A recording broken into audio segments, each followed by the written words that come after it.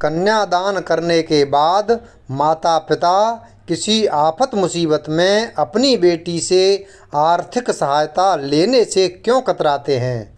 कन्यादान को सबसे बड़ा दान माना गया है। यह दान है उन संस्कारों का जिसकी ज्योति से वह कन्या किसी और के घर को रोशन करती है। यह दान है उन गुणों का जो उसे अपने पिता के घर से मिला है और जिसकी शक्ति के कारण वह कन्या बड़ी सादगी से अपने पति के माता पिता अर्थात अपने सास ससुर को अपने माता पिता का दर्जा देती है। यह दान है उस निष्ठा का, यह दान है उस विश्वास का जो कन्या को इतनी शक्ति देता है कि वह अपना घर आंगन छोड़कर अपने पति के घर को अपनाती है। यह दान है उस स्नेह का जिसके धागे में वह अपने नए परिवार को पिरोती है, उसे पल्लवित करती है। और यह प्रतीक है माता पिता के उस बलिदान का जिसके कारण वह अपनी पुत्री को अपने पति के घर विदा करते हैं। फिर क्यों वही माता पिता इसी कन्यादान शब्द का सहारा लेकर अपने ऊपर आई हर मुसीबत से अपनी पुत्री को मदद के लिए रोकते हैं? क्यों यह कन्यादान शब्द एक बेटी को कभी कभी पराया सा बना देती है, लेकिन अपने माता पिता को संकट में देखकर उस बेटी पर क्या गुजरती है? यह परायापन उसे भीतर से कितना खोखला बना देता है, इसका अंदाज़ा वही बेटी लगा सकती है जिसके माता पिता संकट में हों परंतु वह बेटी से कोई मदद न लेना चाहते हों। और इसका अंदाज़ा वही बहू लगा सकती है जिसे अपने माता पिता की सहायता करने से उसी कन्यादान शब्द का सहारा लेकर रोका जा रहा हो। दुर्भाग्यवश मेरे साथ भी कुछ ऐसा ही हो रहा है। जिस श्रद्धा से मैंने सचिन की माँ को अपनी माँ का दर्जा दिया, उनकी हर इच्छा को पूरा करने की कोशिश की, अपनी इच्छाओं को भूलकर कई बार सचिन भी मुझसे कहते, मीरा, माँ को कभी भी कुछ चाहिए होता है तो वह मुझसे न कहकर तुमसे ही कहती है, क्योंकि वह जानती है मैं शायद उन्हें टाल भी दूँ लेकिन तुम उनकी हर इच्छा पूरी करने की कोशिश करोगी। मुझे तुम पर नाज है मीरा, परंतु अपनी भी इच्छाओं का, अपने भी सपनों का ध्यान रखा करो। सबके सपनों को पूरा करते करते तुम अपने सपनों को भूल मत जाना। और प्यार से मेरे माथे पर हाथ रख देते। मैं कुछ कह नहीं पाती, मेरी आंखें भर जातीं। जानती थी कि सचिन मेरी सबसे ज़्यादा फिक्र करते हैं और यही मेरी सबसे बड़ी पूंजी थी। आज जब माँ ने फ़ोन से यह सूचित किया कि पिताजी की बाईपास सर्जरी करवानी पड़ेगी, जल्द से जल्द ऑपरेशन करवाना होगा, तो मेरे पैरों तले ज़मीन खिसक गई। मैंने जब माँ से ऑपरेशन के खर्च के बारे में पूछा तो बोली, मीरा, ऑपरेशन तो बहुत महंगा है बेटी, परंतु तेरे पापा की कुछ जमा पूंजी है और कुछ पैसे भविष्य निधि से भी आ जाएंगे, बाकी तुम्हारे चाचा जी से उधार ले लेंगे। इंतज़ाम हो जाएगा बेटा। लव को भी सूचित कर दिया है, वह भी शाम तक दिल्ली से यहाँ लखनऊ आ जाएगा। तुम चिंता मत करो, बस हो सके तो ऑपरेशन के वक्त यहाँ रहना, तुम्हारे पापा को अच्छा लगेगा। जब वह अपने दोनों बच्चों को अपनी आँखों के सामने देखेंगे तो उन्हें बहुत सुकून मिलेगा और हिम्मत भी बंधेगी। बड़ी बहन को देखकर लव को भी हिम्मत मिलेगी इस बुरे दौर से उभरने की। कितने दिनों से तुम लखनऊ आई भी नहीं हो। और हाँ, एक बात और, दामाद जी से ये बिल्कुल भी मत कहना कि हमने पैसे तुम्हारे चाचा चाची जी से उधार लिए हैं।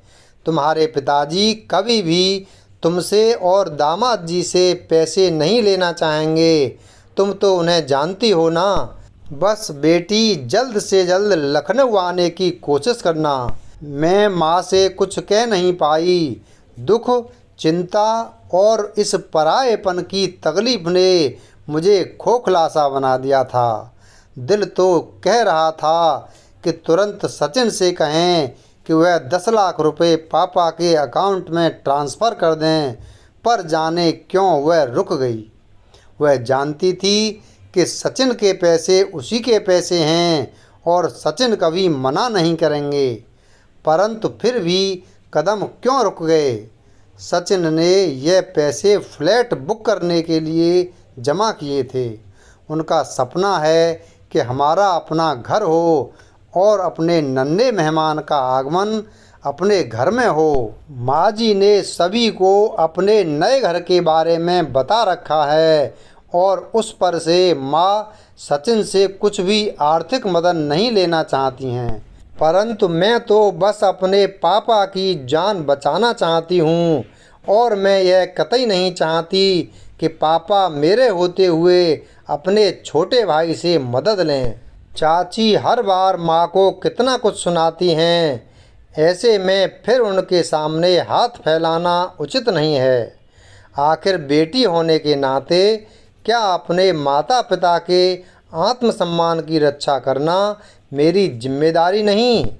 एक पत्नी और बहू होने का मैंने फर्ज निभाया है और एक बेटी होने के नाते अपने फर्ज से क्यों पीछे भाग रही हूँ। ऐसे कई प्रश्न मेरे दिमाग में आ रहे थे और मुझे कुछ नहीं सूझ रहा था।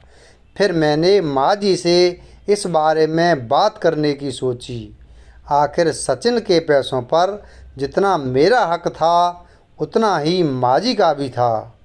उनका जवाब उम्मीद के विपरीत मिला। माँ जी ने मुझसे कहा, देखो बहू, तुम्हारी चिंता अपनी जगह सही है, परंतु यदि उन्हें पैसों की ज़रूरत होगी तो वो खुद सचिन से मांग लेंगे। तुम्हारी माँ ने तो तुमसे कोई मदद नहीं मांगी और वैसे भी ये रुपए सचिन ने कितने सालों से जमा किए हैं। तुम्हें तो पता ही है कि कब से वो एक घर लेने की सोच रहा है और सबसे बड़ी बात कि अब तुम हमारे घर की बहू हो। अच्छा होगा कि तुम अपने मायके के घर के मामले में दूर ही रहो। हाँ, यदि तुम लखनऊ जाना चाहती हो तो जा सकती हो, वो बात और है। तुम्हारे छोटे भाई को भी अपनी जिम्मेदारी समझनी चाहिए। मुझे लगा कि मैं वही जड़वत खड़ी रहूं, मानो मैं अब और कुछ सुनने समझने की स्थिति में नहीं थी। मैंने कभी माँ जी से कुछ नहीं मांगा था। मेरी आंखों से आंसू अविरल बहे जा रहे थे। मेरा छोटा भाई लव बैंकिंग की परीक्षाओं की तैयारी करने के लिए दिल्ली गया था। उसने कई परीक्षा दी थीं और कई के रिजल्ट आने ही वाले थे। शुरू से ही वह एक होनहार छात्र था, परंतु उसे अभी तक सफलता हाथ नहीं लगी थी। मैं माँ जी से क्या कहती, या उनकी कई बातों की पीड़ा से मैं इतनी आहत थी कि मैंने चुप रहना ही उचित समझा। हिम्मत करके सचिन से मैं फ़ोन पर बस इतना ही कह पाई कि वो मेरे जाने का रिजर्वेशन जल्द से जल्द तत्काल से करवा दें। शाम को जब सचिन घर आए तो उन्होंने मुझे उदास पाया तो कहा, मीरा, पापा जी जल्द ही ठीक हो जाएंगे, तुम चिंता मत करो। मेरी तुम्हारी मम्मी और लव से बात हुई हैं। मैंने ऑपरेशन के खर्च के बारे में भी पूछा था, पर उन्होंने कहा कि उसकी कोई समस्या नहीं है। फिर भी हो सकता है कि वो हमें बताना नहीं चाहती हों या हमसे आर्थिक मदद नहीं लेना चाहती हों, परंतु तुम चेक बुक साथ लेकर जाना। हमारे पास फ्लैट के लिए जो भी रुपए जमा हैं, तुम्हें जितना भी निकालना हो निकाल लेना। तुम बड़ी बेटी हो और हमारी जिम्मेदारी उनके प्रति भी उतनी ही है जितनी माँ के प्रति। ठीक है ना? तुम जाने की तैयारी करो और फ्लैट की चिंता बिल्कुल मत करना। हम बाद में फ्लैट ले लेंगे। मीरा, पता नहीं ऑफिस से मुझे छुट्टी मिले या नहीं, लेकिन तुम वहाँ सब संभाल लेना, मैं भी आने की कोशिश करूँगा। सचिन, तुम कितने निश्चल हो, कितने अच्छे इंसान हो। यह कहते हुए मेरा दिल भर आया। तभी माँ जी के कमरे से ज़ोर से चीख सुनाई दी। हम दोनों भागकर उनके कमरे में गए। देखा तो वह नीचे ज़मीन पर सीने के दर्द से छटपटा रही थीं। सचिन ने तुरंत एम्बुलेंस बुलवाया। माँ जी को हार्ट अटैक आया था और शरीर का आधा भाग लकवाग्रस्त हो गया था, परंतु समय पर इलाज और अच्छे डॉक्टरों की टीम ने उनकी जान बचा ली। 3 दिन आईसीयू में रहने के बाद माँ जी हमसे बात कर सकीं। उन्होंने सर्वप्रथम मेरे पिताजी के बारे में पूछा। माँ जी, पापा का कल ही ऑपरेशन हुआ है, वो अब बिल्कुल ठीक हैं। आप चिंता मत करिए, आपको आराम की ज़रूरत है। माँ जी की आंखों से आंसू बहने लगे। उन्होंने मुझे पास बुलाया और मेरा हाथ अपने हाथ में लेकर कहा, मुझे माफ़ कर देना बेटी, मेरी वजह से तू अपने पिताजी के ऑपरेशन में भी नहीं जा पाई। मैंने तुम्हें तुम्हारे माता पिता की आर्थिक मदद करने से रोका था और वह रुपए तो फिर मेरे पीछे ही चले गए। कभी कभी हम बड़े होकर भी कितनी छोटी सोच रखते हैं।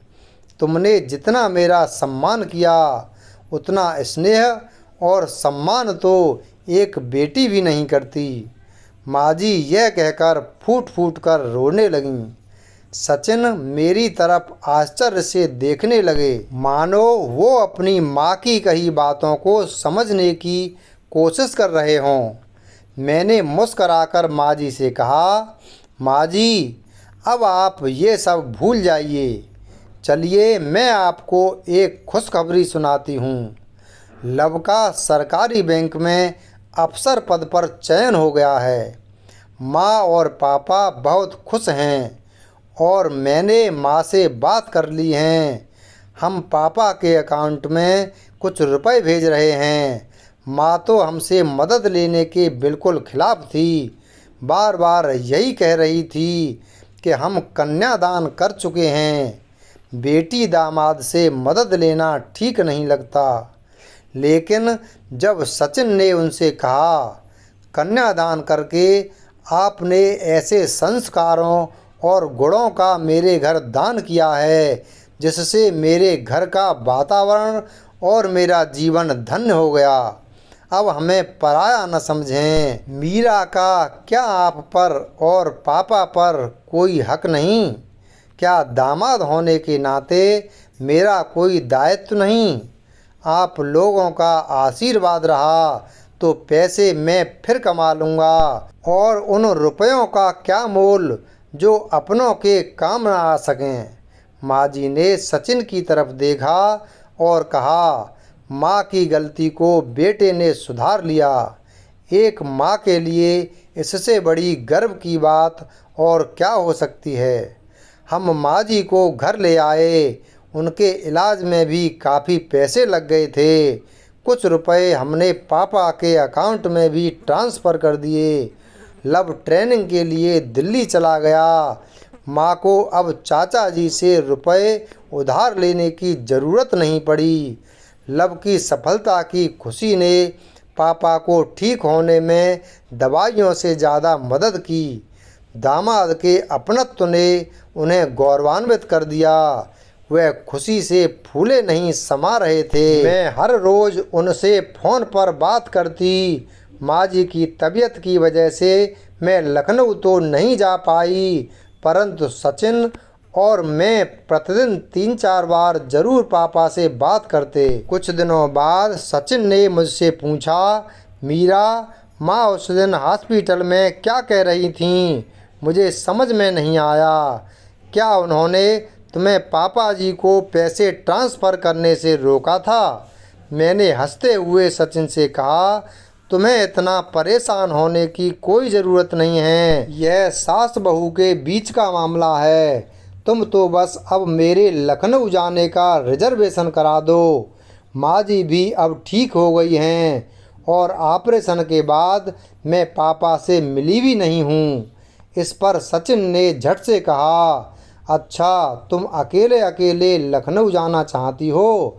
आखिर मुझे भी मेरे ससुराल जाने का मौका दो। सविता मौसी माँ से मिलने यहाँ आने वाली हैं। माँ ने कहा है कि मैं भी तुम्हारे साथ लखनऊ जाऊँ। माँ के पास सविता मौसी तो रहेंगी ही। मैं और सचिन एक दूसरे को देखकर मुस्करा रहे थे। वीडियो अगर पसंद आया हो तो वीडियो को लाइक करें, चैनल को सब्सक्राइब करें और बेल आइकन प्रेस करें। धन्यवाद।